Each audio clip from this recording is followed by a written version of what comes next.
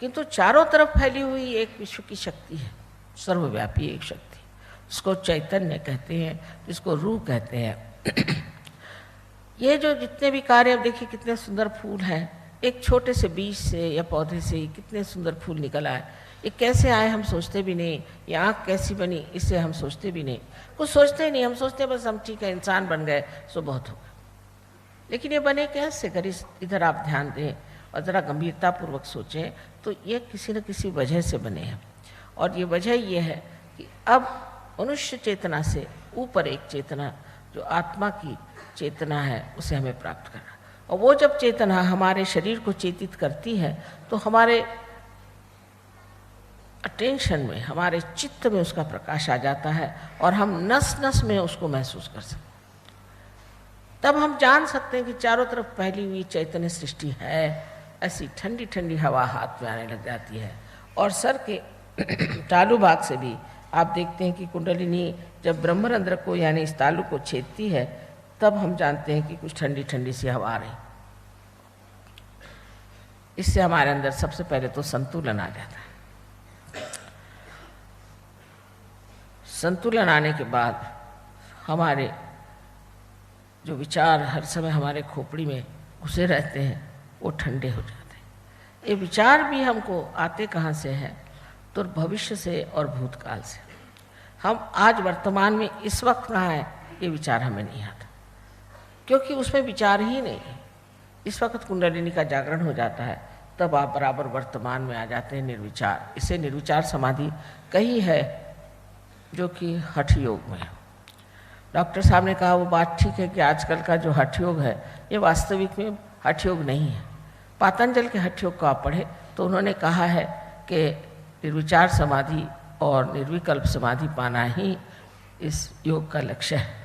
किंतु लक्ष्य तो हम लोग सिर्फ ये कि कुछ एक्सरसाइज करें, कुछ ये करें, ये तो बहुत ही छोटी सी चीज़ है उस अष्टांग योग की कि आप ये एक्सरसाइज करें वो करें।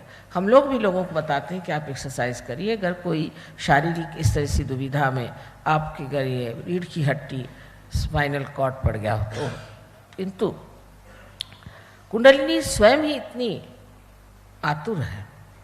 वो आपकी माँ है, आपकी व्यक्तिगत माँ है, आपकी अपनी माँ है। उस सब आपके बारे में जानते हैं कि वो स्वयं ही उठ करके सब चीज़ धीरे धीरे धीरे धीरे ऐसी सुंदरता से ठीक कर देती है कि आप स्वयं आश्चर्य में हो जाते ये कैसे। और उसके होते ही आपका सारा दृष्टिकोण, आपकी सभी चीज़ बदल ही जाती है, एक परिवर्तन सा आ जाता है। मैंने पहले ही कहा कि ये जीवंत क्रिया है, इस पर ज़बरदस्ती नहीं कर सकते। एक जीवंत क्रिया है, जैसे कि ये इंस्ट्रूमेंट है, जब तक इसको आप मेन से नहीं लगाएंगे इसका कोई अर्थ नहीं निकलता। उसी प्रकार जब तक हमारा संबंध इस मेन से न हो, ये चारों तरफ फैली हुई चैतन्य की सृष्टि से हमारा संबंध न हो, जिसे कि हठ योग में ऋतंभरा प्रज्ञा कहा जाता है, तब तक हमारा भी कोई अर्थ नहीं निकलता। लेकिन ये होते ही अनेक चीज़ें हमारे अंदर हो जाती, जैसे डॉक्टर साहब ने बताया कि असाध्य रोग ठीक हो जाते हैं। और उसके बाद में आपकी मानसिक स्थिति ठीक हो जाती है, संतुलन में आप आ जाते हैं, साक्षी स्वरूपत्व आप पे आ जाता है, लक्ष्मी तत्व भी आप में जागृत हो जाता है, अनेक तरह की चीज़ें हो जाती हैं। लेकिन ये सब जो हैं ये महत्वपूर्ण नहीं। बहुत से लोग मुझे पास आए, हज़ारों लोगों को बीमारियां थी, ठीक हुए सब, और फिर वो चले गए, उन्होंने कुछ ध्यान धारणा नहीं की, कोई गहरे नहीं उतरे, फिर दूसरी बीमारी लेकर पहुंच गए। तो रात दिन अब मुझे यही धंधा रह गया कि सबकी बीमारियां ठीक करते रहो। लेकिन अगर मनुष्य गंभीरता पूर्वक इसको सोचे कि अगर यही सब कुछ है तो ये तो हमारे हित के लिए है और सारे संसार के हित के लिए है, तो क्यों ना हम इस चीज़ को करें और इसको हम क्यों ना प्राप्त करें।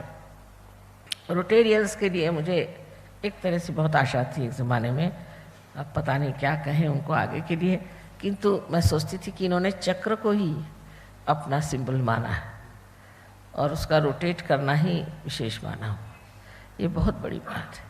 लेकिन उस सिंबल को मानते हुए हम लोग क्या हमारे चक्रों की ओर नज़र करते हैं या देखते हैं या नहीं। जिस दिन ये चक्र खराब हो जाएंगे उस दिन शारीरिक, मानसिक और बौद्धिक भी अनेक प्रश्न ऐसे आपके सामने खड़े हो जाएंगे कि लोग कहेंगे ये असाध्य है, इसका कोई सल्यूशन नहीं। किंतु अगर ये कुंडलिनी का जागरण हो जाएगा और आप आत्मा स्वरूप होकर के उस प्रकाश में अपने को देखेंगे तो हर चीज़ का सल्यूशन, हर चीज़ की कार्य प्रणाली आप समझ सकते हैं। दूसरे जो योग हैं, जैसे टीएम के बारे में बताया, वो तो मैं बिल्कुल नहीं मानती हूँ, और इस तरह के बहुत से जादू वादू करते रहते लोग, ये तो सब बेकार की चीज़ें हैं। क्योंकि उसकी जो कार्य प्रणाली है, जिसे कि मोडस ऑपरेंडी कहना चाहिए, वो नहीं बता सकते कैसा होता है, वो बताएं कैसे होता है। पर यहाँ तो हम सब बता सकते हैं कि कुंडलिनी का जागरण कैसा होता है, कौन सा चक्र है, और उसका प्रमाण है, उसका सबका प्रमाण है। आप आश्चर्य करेंगे कि इतना ये प्रमाण युक्त है कि इससे ज़्यादा साइंस में आपको प्रमाण नहीं मिल सकता। एकदम इसको कहना चाहिए कि परफेक्ट इसका आप उदाहरण दे सकते हैं। हमारे यहाँ अभी 3 डॉक्टरों ने इसमें एमडी प्राप्त करी है, और भी डॉक्टर्स करेंगे इसमें एमडी प्राप्त, इसमें कोई शक नहीं। पर अगर आप लोग इस चीज़ को विशेष रूप से समझने की कोशिश करें तो सिर्फ इतना ही करना है कि आप हमारे सेंटर्स पे आइए, क्योंकि हम लोग पैसा ऐसा नहीं देते। इसका पैसा क्या देंगे, आप कितना पैसा देंगे? सब लोग पूछते हैं कि माँ कितना पैसा दें। अरे भाई कितना पैसा दोगे? इस ज़मीन, इस अपनी भूमि में हम लोग इतना उसको बेचारी को सताते हैं, उसमें से इतना अन्न उपजता है, इतनी सृष्टि बनती है, उसे कितना पैसा देते हैं? वो तो पैसा समझती नहीं। इसी प्रकार सहयोग में पैसे से कोई संबंध नहीं, ये बिना मूल्य चीज़ होती है। और बहुत से लोगों ने मुझसे कहा कि माँ अगर आप बिना मूल्य काम करेंगे तो इसकी कोई महत्ता नहीं समझेगा। मैंने न समझने दो, किसी पे ज़बरदस्ती थोड़ी करनी। इसका कोई मूल्य आप बताओ कितना दोगे तो फिर मैं मूल्य भी लगाऊं, लेकिन इसका मूल्य है नहीं, अमूल्य चीज़ का मूल्य नहीं। और ये सारी शक्ति प्रेम की शक्ति, प्यार की शक्ति का कोई मूल्य नहीं हो सकता। इसलिए ये प्यार किसी में लिपटता नहीं है, ये सबको जो जो शक्ति है देना, जहाँ जहाँ जिसको जैसे देने उसको देता है, और फिर अपनी जगह स्थित रहता है। ऐसे इस प्यार का कोई मूल्य नहीं है। और कोई अगर परमात्मा के नाम पे मूल्य लेता है तो ये सोच लेना चाहिए कि बड़ा ठग है। इसलिए मैंने बात ये करी कि हमारे, क्योंकि बहुत अच्छे यहाँ सहयोगी लोग हैं जिन्होंने अपनी जगह बना ली है, कहीं स्कूलों में कहीं भी ये प्रोग्राम होता, वहाँ नम्रतापूर्वक आपको जाना चाहिए। ये नहीं होना चाहिए कि आप सोचें आप बहुत बड़े आदमी हैं, बड़े पैसे वाले हैं, वहाँ कैसे जाए। सबके साथ बैठ करके आपको वहाँ पर ध्यान करना चाहिए और कुंडलिनी का जागरण करना चाहिए। पर महज बीमारी ठीक करने के लिए या उससे बचने के लिए नहीं, किंतु आत्मा को प्राप्त करने के लिए आप जाइए, क्योंकि ये आपका धरोहर है, ये आपका हेरिटेज है, आपके देश का हेरिटेज। आज इतने बाहर के दोष लोग इतने मानते हैं, उतना हिंदुस्तान में नहीं हो सकता। पता नहीं क्यों यहाँ के लोग ऐसे ठस हो गए हैं कि या तो पैसे के पीछे भाग रहे हैं, सत्ता के पीछे भाग रहे हैं, और या तो गुरुओं के पीछे भाग रहे हैं, या नहीं तो किसी कर्मकांड में फंसे। सच्चाई के पीछे भागने वाले जो लोग हैं, सच्चाई के पीछे में, जो वाकई सच्चाई को चाहते हैं, जिससे अपना भी हित करेंगे और दूसरों का भी, ऐसे लोग ही सहयोग में आ सकते हैं। लेकिन जिनको झूठी चीज़ें चाहिए, उसके लिए सहयोग में कोई भी चीज़ उपलब्ध नहीं, कोई चीज़ आपको मिल नहीं सकती। अब मैं साफ साफ बता देना चाहती हूँ कि जिसको सहयोग में आना है वो यही मन में ठान ले कि मुझे अपना जीवन, अपने घर गृहस्थी का जीवन, और इतना ही नहीं इस शहर का, इस देश का, सारे विश्व का जीवन सुधारने की जिम्मेदारी है। इसका सहयोग का उपयोग एग्रीकल्चर में बहुत होता है, जानवरों पे होता है, हर एक पर होता है। बहुत इस पर हम लोगों ने एक प्रयोग किए हुए हैं। यहाँ साइंटिस्ट कुछ बैठे हैं, इन्होंने प्रयोग किए। लेकिन ये सारी बातें दिमाग में घुसना आजकल के लोगों के लिए ज़रा मुश्किल हो जाती है। इसलिए मैंने सोचा कि पहले अगर इनकी थोड़ी सी भी जागृति हो जाए तो उस अंधुक से एक प्रकाश में वो ज़रूर सत्य को देखेंगे और अपने को ठीक करने का प्रयत्न करेंगे। एक से एक इसके चमत्कार हुए हैं। बहुत से लोग जो गाना नहीं जानते थे वो बड़े आर्टिस्ट हो गए, बड़े बड़े आर्टिस्ट का नाम हो गया है। बहुत बड़े जो पेंट करना नहीं जानते पेंट करने लगे, जो कभी भाषण देना नहीं जानते थे ओरेटर्स हो गए। ऐसे अनेक जगह अनेक अनेक चमत्कार हुए। और सबसे बड़ा तो इसका चमत्कार ये है कि आप शांतिपूर्ण हो जाते हैं। आपके सर की जो परेशानियां दूर हो जाती हैं, मुख पर की जो झुर्रियाँ हैं वो घट जाती हैं और आप बहुत शांतिमय जीवन में आ जाते हैं। और उस शांतिमय जीवन में आकर के आप एक आनंद के सागर में आ जाते हैं। इसकी अनेक बातें आपको बताने की है कि क्या क्या हो सकता है, किंतु आज समय इतना नहीं कि मैं आपको सारी बातें बताऊं। वास्तविक मुझे पता ही नहीं था कि आज का प्रोग्राम भी कोई बनाया हुआ है। बहरहाल जो भी हो, इतने थोड़े समय में भी काफ़ी बातचीत हो चुकी। इसमें जो सबसे बड़ी बात है वो ये जानना चाहिए कि ये हम किस तरह से जानते हैं कि दूसरे आदमी को क्या परेशानी है और हमको क्या। तो जिस वक्त जागृति होती है तब हमारे ये 5 चक्र, 1 2 3 4 5 और 6 और 7 चक्र और इसी प्रकार राइट हैंड में ये सारे जागृत हो जाते हैं। इतना तो ज़रूर मेडिकल साइंस कहती है कि सिंपैथेटिक नर्वस सिस्टम की एंडिंग्स यहाँ पर आए कि तो इससे आगे नहीं जानते। तो ये जागरूक हो जाने से हमें पता होता है कि ये मानसिक स्थिति को बताता है और ये शारीरिक और बौद्धिक स्थिति को बताता है। उसके बाद जब आप किसी के भी और हाथ करें तो आप जान सकते हैं कि कौन से चक्र पकड़ रहे हैं इनके ऊपर, उस पर इशारे आते हैं। माने ये कि आपको कहीं गर्मी लगेगी, कहीं आपको ऐसा लगेगा कि कुछ चुनचुना रहा है, कहीं लगेगा फ्रीजिंग है। बहुत छोटे बच्चों को तक मालूम हो जाता है। और उसके बाद में आप अगर इतना जान लें कि किस तरह से ये तकलीफ़ें दूर हटाई जाए तो आप आसानी से कर सकते हैं। दूसरा यह है कि आत्मा का जो प्रकाश हमारे चित्त में आ जाता है उससे हम कलेक्टिवली कॉन्शियस हो जाते हैं। माने ये कि दूसरों के बारे में हम जान सकते हैं, जिसको कि आप सामूहिक चेतना कहें। दूसरा कोई रह ही नहीं जाता, आप सबको अपने हाथ पे महसूस कर सकते हैं, अपने को भी महसूस कर सकते हैं। अगर किसी को बीमारी शुरू भी हो गई फौरन उसको पता हो जाता है और वो बता सकता है कि मुझे क्या बीमारी है। दूसरी चीज़ यह है कि इस चित्त को आप जहाँ भी लगाएं वो चित्त जो है खुद ही डायनामिक हो जाता है। जब आदमी जब ऊंची दशा में पहुँच जाता है तो उसका एक कटाक्ष भी काफ़ी है। एक कटाक्ष से भी वो कुंडली का जागरण कर सकता है क्योंकि आपके अंदर ये शक्ति आ जाती है कि आप कुंडलिनी का जागरण खुद कर सकते हैं। खुद आप दूसरों की कुंडलिनी अपने हाथ से उठा सकते हैं। ये आपके अंदर ये शक्ति आ जाती है। और फिर आप बात जब करते हैं तो तृतीय पुरुष में करते हैं। आप ऐसा नहीं करते कि मैं कर रहा हूँ, आप कहेंगे चढ़ती नहीं है, उठती नहीं है, ये बनती। तृतीय पुरुष में आप बात करते हैं, आपका अहंकार जो है ढक जाता है, पूरी तरह से वो ढह जाता है, बचता ही नहीं। और उसी तरह से अपने कुसंस्कार भी इस प्रकाश में हट जाते हैं। माना कि इस प्रकाश में आप सब कुछ देख रहे हैं, लेकिन अगर कोई आदमी अंधेरे में खड़ा सांप को पकड़े कहे कि यही एक मेरे पास में डोर है, आप कहें भाई वो सांप है, नहीं नहीं ये तो डोर है, तो वो मानेगा ही नहीं। किंतु जैसे थोड़ा प्रकाश आ जाएगा अपने आप छोड़ देगा। इसी प्रकार जो बहुत सारी अपनी बुरी आदतें हैं हमारे अंदर, जो बहुत गलत धारणाएं हैं, सब एक साथ छूट जाती हैं क्योंकि हमारे अंदर प्रकाश नहीं है। कबीर ने बहुत हताश होकर कहा था कि कैसे समझाऊं सब जगह अंधा। आजकल उनकी परेशानियां मुझे एक एक दिखाई दे रही है। ज्ञानेश्वर जी ने भी 23 साल में समाधि ले ली कि भगवान बचा रखे इस इंसान की खोपड़ी से, ये तो उल्टी बैठी है, ये कभी भगवान के बारे में सोच ही नहीं सकती। लेकिन अब तो अपने पर बीत पड़ी है, अब हमारे ऊपर आ रही है, हमारे बच्चों पर आ रही है आफत, समाज पर आ रही है, सारे दुनिया में आ रही है। अब तो सबको जागरूक होना चाहिए। और इसीलिए कहा हो गया है कि कली युग में ही ये कार्य होगा, क्योंकि कल युग में जितनी आफत है उतनी कभी भी नहीं थी। इसलिए आपसे मेरी ये विनती है कि आप सब लोग हमारे सेंटर पे आएँ और अपनी जागृति कर लें, नम्रतापूर्वक वहाँ आएँ, अपनी जागृति कर लें और फिर इसमें गहरे उतरें और अपना ही आनंद खुद ही उठाएं। कहा गया आत्मन्नेव आत्मना तुष्टा, आत्मा से ही आत्मा की तुष्टि होती है।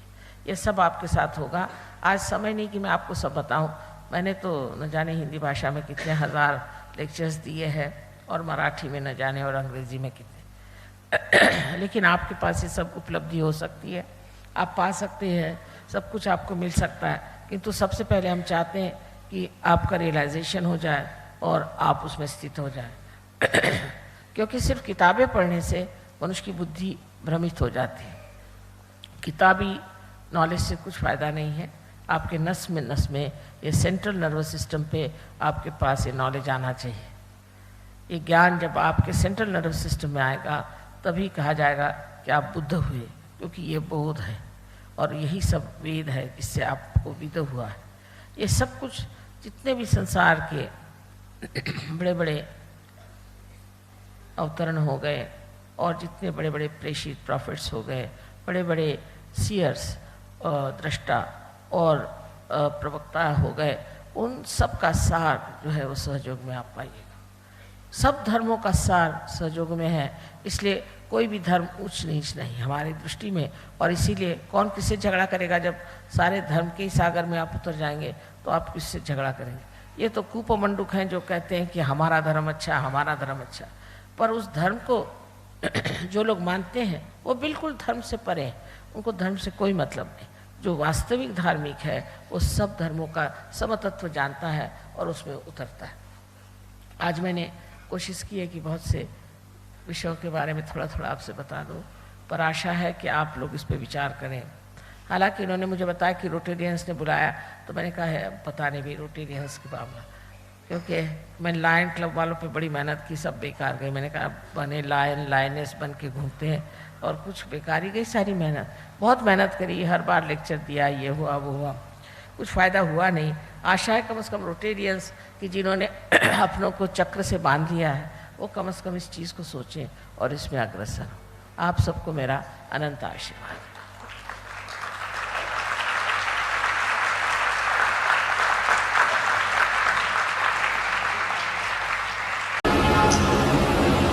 आज हम लोग ईस्टर की पूजा कर,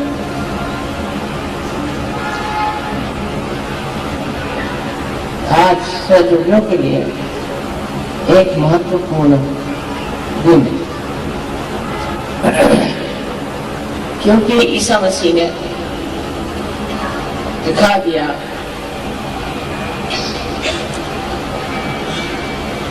कि मानव का उत्थान हो सकता,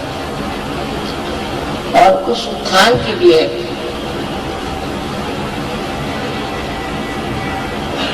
हमें प्रयत्नशील रहना चाहिए। जो उनको क्रूस पे चढ़ाया गया उसमें भी एक बड़ा अर्थ कि क्रूस पर टांग कर उनकी हत्या की गई और क्रूस आज्ञा चक्र पे एक स्वस्तिक का ही स्वरूप है, उसी पर टांग करके और ईसा मसीह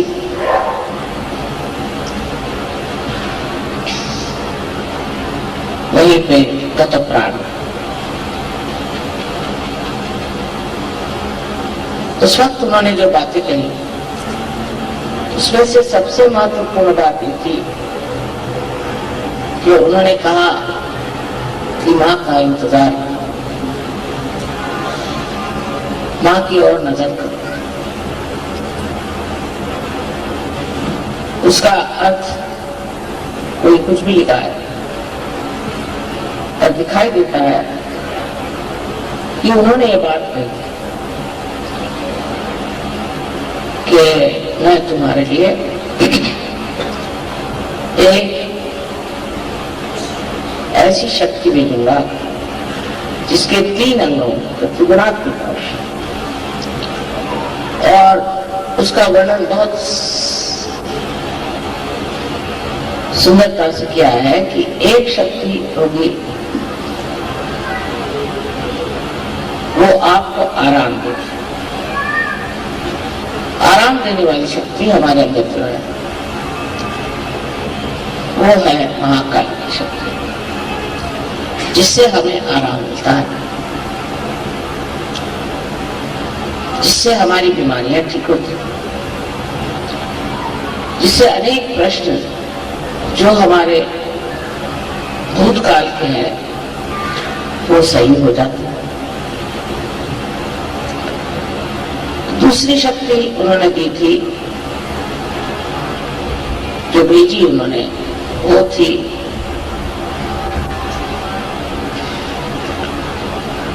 महासरस्वती। महासरस्वती उन्होंने काउंसिलर का, मैंने जो आपको समझाएगी, उपदेश करेगी, जैसा उन्होंने योग निरूपण कराया। यह दूसरी शक्ति से, जिससे हम ज्ञान, सूक्ष्म ज्ञान को प्राप्त हो।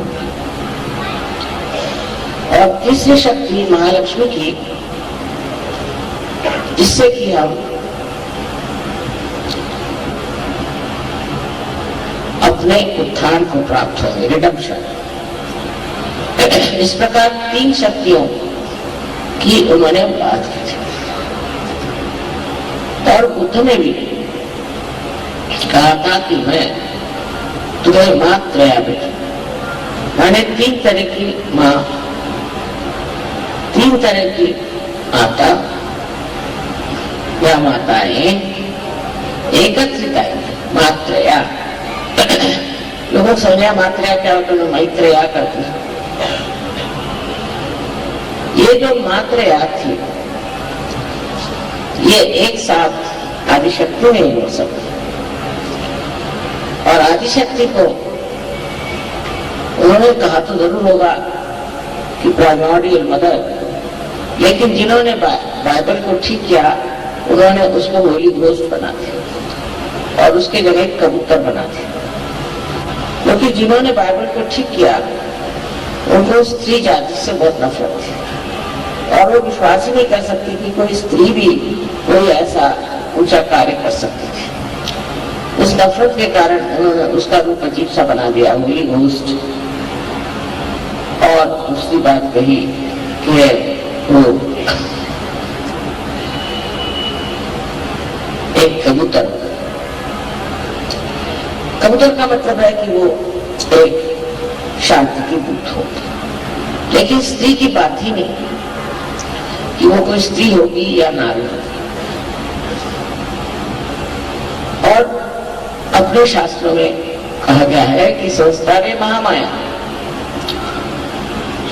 तो वो महामाया स्वरूप होंगी, लोग उन्हें पहचान नहीं पाए। पहचानने के लिए भी आपको आत्म साक्षात्कार लेना पड़ेगा। अगर आपने आत्म साक्षात्कार नहीं लिया तो आप पहचान ही नहीं सकते।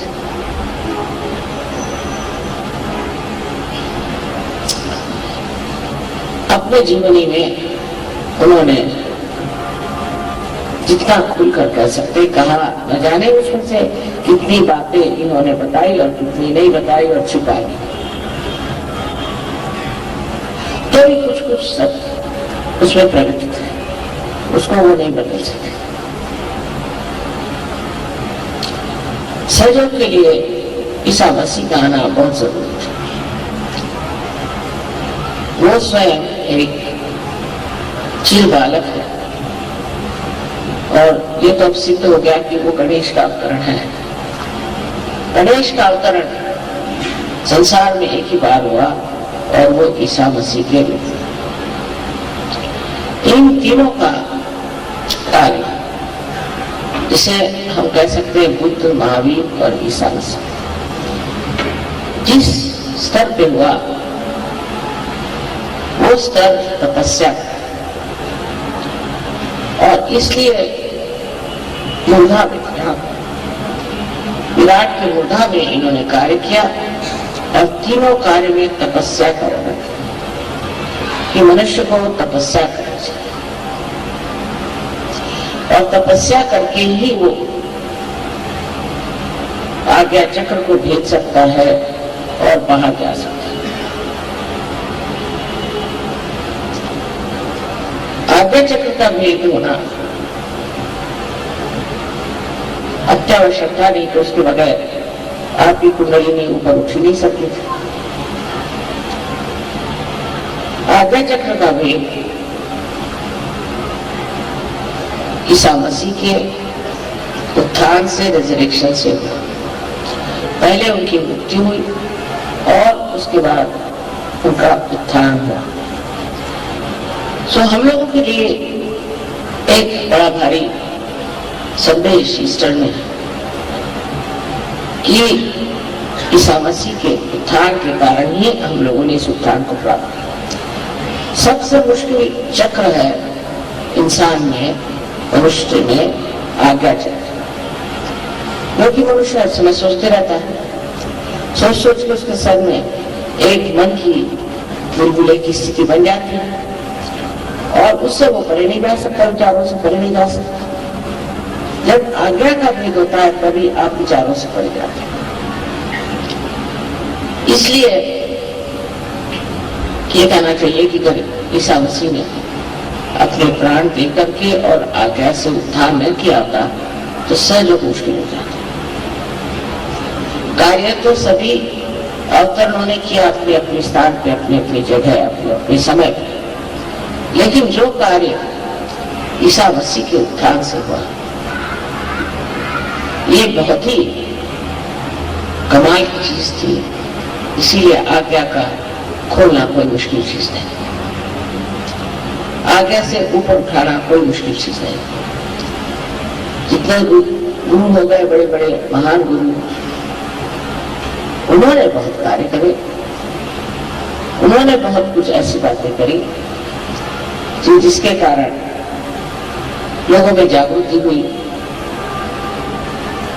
धर्म के और रुचि हुई और आत्म साक्षात्कार की ओर ध्यान आकर्षित हुआ।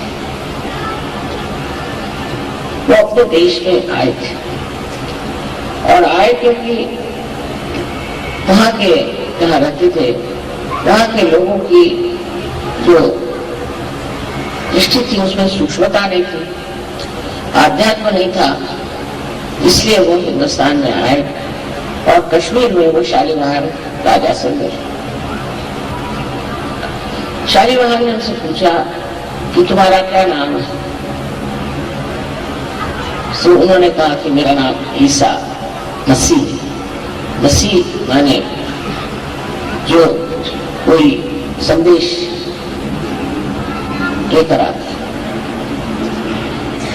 और मैं उस देश से आ रहा हूं जहां सब म्लेच्छ है। म्लेच्छ माने जिनको मल की इच्छा थी। अब आप देखते हैं कि विदेशी जितना भी कार्यक्रम होता है वो मल की इच्छा करते लोगों को, पता नहीं कैसे मल ही अच्छा लगता है, एकदम पागलपन ही अच्छा लगता है। आप उनकी फिल्में देखिए तो समझ में आता है कि ये पागल है कि क्या है। सो हमारे देश में पहले लोगों को म्लेच्छ कहते थे, माने मल की इच्छा करने वाले म्लेच्छ।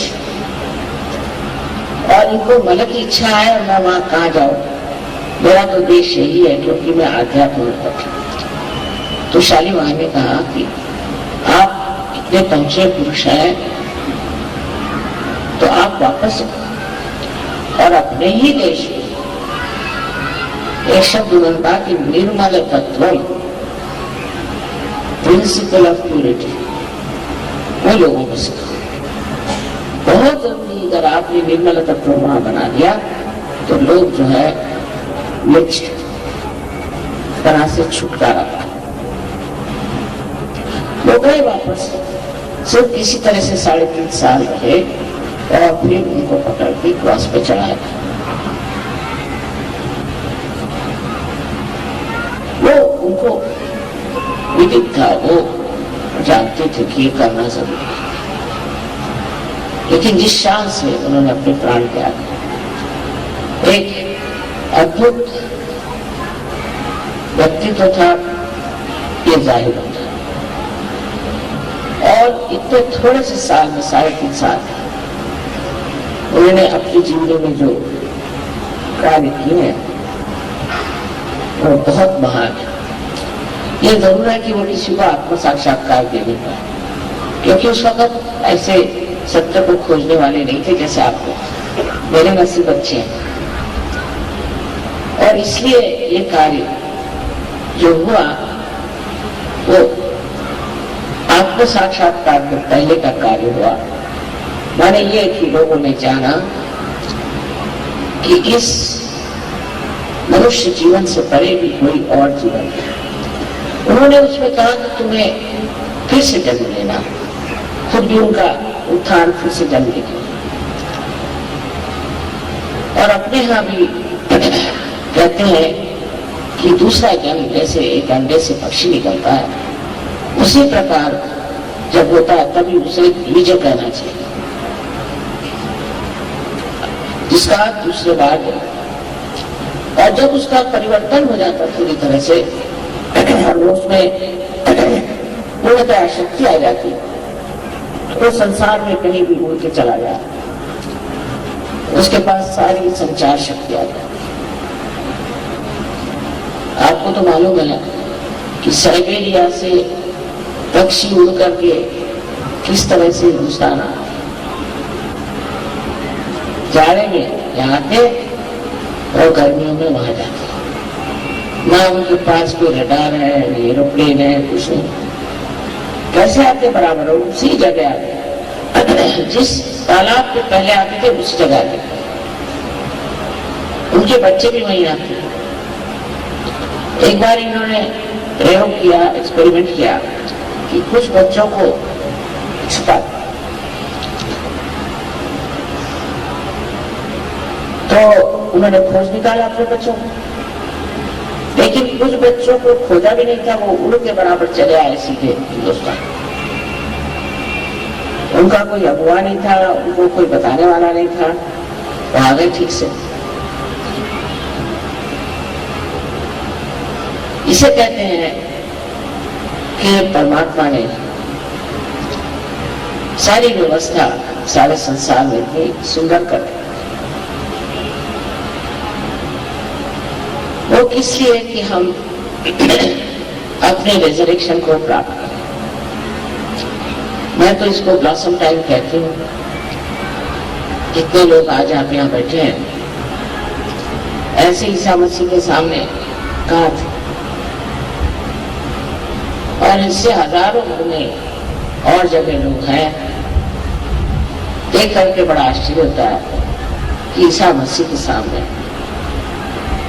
ये सब लोग नहीं थे, और नहीं कोई जानता था कि आत्म साक्षात्कार क्या है और आत्म साक्षात्कार प्राप्त करना क्यों जरूरी है। आज भी अपने देश में भी ऐसे हैं अंधे लोग, वो नहीं समझते इस बात। पर हमारे यहाँ जो महान गुरु हो गए, उनकी वजह से एक बड़ी भारी समस्या दूर हो गई है कि लोगों को इसके बारे में मालूम। सब जानते हैं कि हमें दूसरा जन्म लेना है, अपने को पहचानना है। सारे ही इतने सूफी लोग हैं यही बात करते हैं। इतना ही नहीं, पर जो कुछ भी शास्त्र लिखे गए, कोई से भी धर्म है, उसमें भी यही बात करते हैं। आज का दिन इसलिए हमें मुबारक है कि आज तो बंगाल का नया साल है, और इसीलिए इसके पुनरुत्थान की भी बात हो सकती है।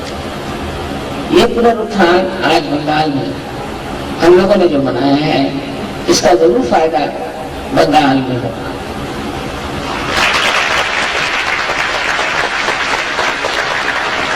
यहाँ की संस्कृति और यहाँ की कला, बंगाल देश के महान देश प्रेमी त्यागी लोग, जिन्होंने सारे देश में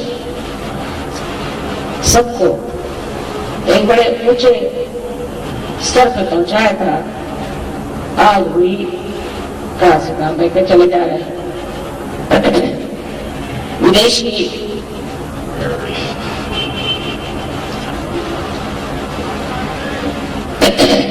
व्यवस्था खत्म हो गई, चले गए। लेकिन अब कहीं अधिक हम लोगों ने विदेशी संस्कृति को लेना स्वीकार किया, और उसको लेकर के हम ये भी नहीं सोचते कि वो लोग कहाँ पहुंचे हुए। हम लोग ये जानते नहीं कि इन लोगों की क्या दशा, ये कहाँ पहुंचे हुए। इन्होंने क्या पाया हुआ?